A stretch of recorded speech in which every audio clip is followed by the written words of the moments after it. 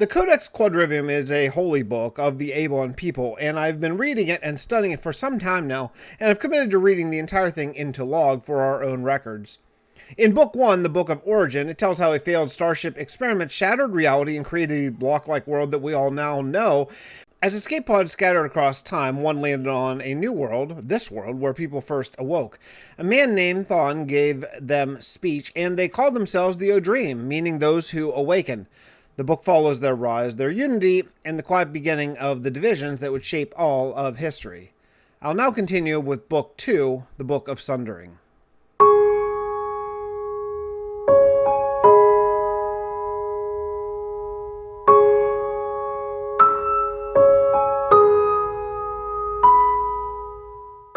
Chapter 1, the Splintered Law. In the days after the fifth vanished, the tribes grew strange to one another. The hewn carved their homes deeper and spoke no more to wind. The unmoored sailed east and west and mapped what could not be named. The bound built towers of judgment and wrote laws on flame-blackened stone. The hollowed vanished beneath root and rain and were seen only in a dream. And the Codex, once read beneath the stars by all, now lay in pieces. Yet each tribe claimed to keep the true words, and none dared share what was left. And silence grew between them thicker than stone.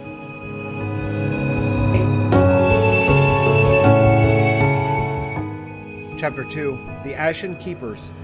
Among the bound arose Ashen Keepers, scribes whose ink was mixed with the dust of bone. They gathered what verses remained and bound them in cords of fire-hardened hair. Let nothing be added, they say, let nothing be lost again. And they measured each soul, each act, and weighed it against the doctrine of fire.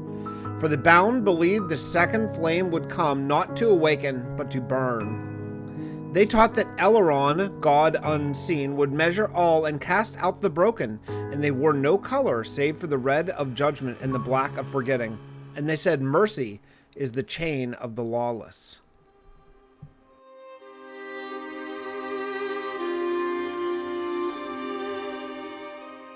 Chapter 3, the Scattering of the Hallowed. The Hallowed had no keepers, no books, and no towers. When the Doctrine of Fire spread across the world, they did not resist. They departed. One by one, they left the fields, the valleys, and the hidden groves. Some were seen walking alone into storms, others simply vanished. But in their passing, they left behind carvings in stone and in tree, not words, but patterns, spirals and circles echoing the 5 rings etched where only patient eyes could see. And those who looked long into the spirals dreamt of cities that had never been built. They awoke with soil in their hands.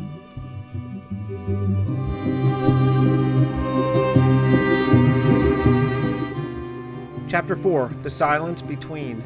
A generation passed, then 2. The Codex was read in one tongue, sung in another, and feared in a third. The bound sent missionaries to the mountains and the seas, bearing the law of Elrond. The Unmoored welcomed them with wine, listened long, then sent them home by different roads.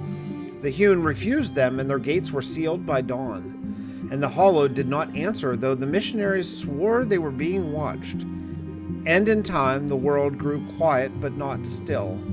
For each tribe began to feel a weight in the marrow of the earth, a slow turning like breath held too long.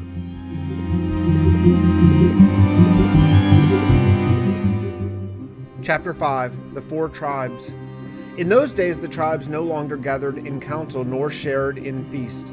The hewn lived by the craft of stone and the secrets beneath it. The Unmoored charted the stars and currents, their cities spread among the archipelagos. And the bound built ever upward, their spires lit by flame eternal. And the Hallowed were as mist, their people uncounted and their homes unmarked. But the memory of the first world was not wholly lost, for each tribe bore still the mark of the fifth, though they knew it not.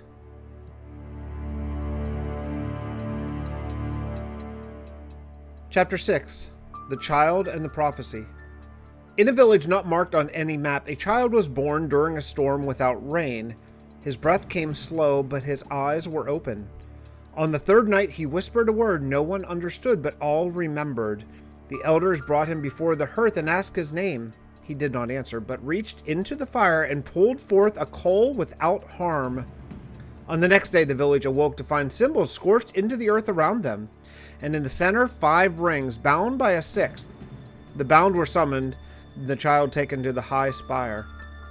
There he was measured, tested, and found lacking. But one among the keepers wept, for he had seen those marks in a dream long buried.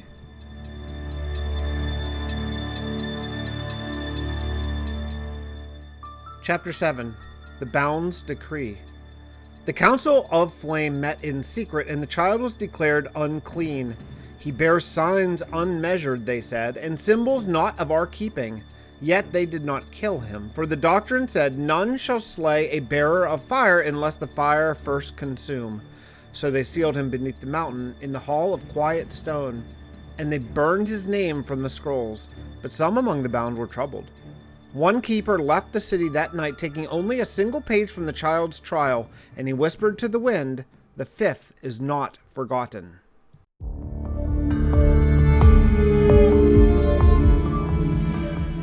Chapter 8. The Gate Beneath the Law. Deep beneath the hall of quiet stone lay a place older than law. Hewn not by hand but by memory, it pulsed with forgotten measure. And there the child waited, his fire dim but unyielding. On the 49th night he dreamt of a door, not wood nor stone, but of rhythm. It opened not to touch but to truth, and in waking he saw the wall a shape, a flame entwined with 5 stars. Then came a whisper, not from mouth nor mind, Eleron. The child spoke it aloud. The stone cracked. The light returned.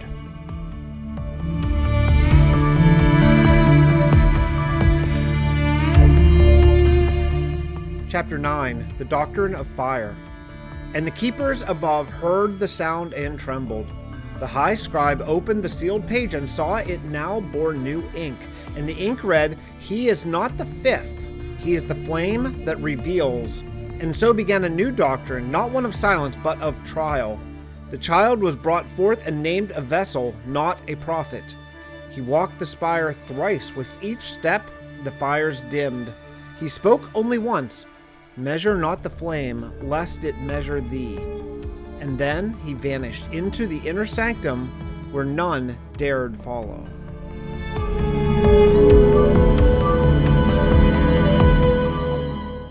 Chapter 10. The Severing of Names. In the years that followed the Doctrine of Fire, the tribes ceased to speak with one another, not by war, but by forgetting. Words once shared grew strange on the tongue, names became guarded. Old stories were rewritten or lost. The bound forbade the speaking of Averon's name, calling him the first heretic. The hewn chiseled his mark from their oldest walls, though some left it hidden behind false bricks and hollowed pillars. The Unmoored sang his memory into riddles, changing it each season so none could trap it. And the hollowed said nothing, for silence preserves what sound cannot. The scrolls of the Codex were broken into pieces. Some were buried beneath new temples, others were burned and rewritten under new titles. The bound claimed theirs was the true Codex. The hewn declared they needed no book. The Unmoored said the wind remembered more than paper. So the world forgot itself. Not all at once, but like a root dying beneath the snow. Maps once shared became contested. Landmarks were renamed. The 5-ringed symbol was reinterpreted in 20 ways. The flame scribe declared, let no name remain unmeasured. All who speak the old tongue are enemies of clarity. And a new calendar was begun, counting not from Averon's descent, but from the sealing of the gate. Yet, even as names were struck and signs were buried, dreams still came. Children across the world saw towers of light, staircases of glass, voices that spoke in echoes of verses they had never heard. One child, standing in a field of ash, asked her mother, what is my name? And the mother wept, for she did not remember.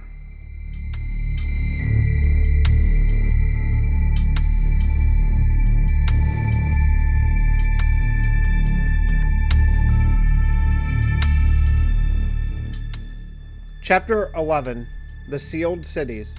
And in the days when names were broken and memory was weighed in fire, the hallowed returned, not in body but in stone. Across the lands without warning or word there appeared great cities of silence. Built of deep stone and slate, their arches defied geometry, their halls echoed with footsteps not yet taken, and the doors were sealed without lock or hinge. No laborers were seen, no plans found, and yet each structure bore the mark of the hallowed, 5 rings etched shallow as if whispered into the stone. The bound called them abominations, the hewed called them wonders, the unmoored called them waypoints, the hallowed called them nothing. One stood in the center of a crater where no city had ever been. Another rose from the depths of the sea, dry as a bone. A third grew within a mountain, its spires emitting like thorns through skin. And within each city was a single chamber, circular and empty, save for a pillar of black stone pulsing faintly with resonance. Scholars of the bound who entered heard a low hum and returned with shaking hands. One wrote, "It is not a song, it is a memory still becoming." The unmoored sent singers into the halls, and the music changed its pitch. They returned saying, "These cities are listening." And in the deepest vault of this largest city there was found a frame, smooth and rectangular, rimmed in dark iron and empty within. No mirror, no glass, no portal, just the shape of absence. The bound sealed the doors with scripture and flame. The hewn attempted to dismantle a wall and found their tools turned against them.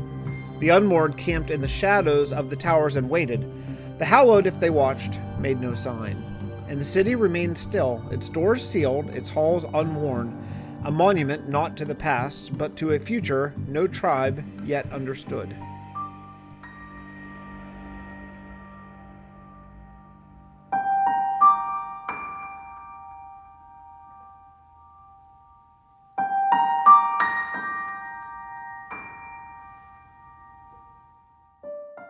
Chapter 12. The Last Light of the Fifth. And so the world was sundered, not by blade nor fire, but by forgetting. The tribes no longer spoke one tongue, their laws were not shared, the skies not read alike. They passed one another as shadows in mist. The name Avaran was spoken only in a dream, and even there it was fading. The codex was scattered, some pages buried, some burned, some bound in secret beneath stone and shame. Yet in the depths of time, memory does not die, it waits. A seer of the unmoored, blind and near death, beheld a vision in the silence of her final breath. She saw 5 towers rising from ash. She saw a mirror, whole and filled with stars. She saw a figure clothed not in light, but in echo. And in voice she heard not a voice at all, but the turning of pages, a sound that carried fire, sorrow, and beginning. She whispered only this: "The fifth is not what was promised. He is what was left behind." Then she died. Her words were carved upon stone, and that stone was cast into the sea. The Book of Sundering ends not with a closing, but with an opening. A wound not yet healed, a path not yet walked.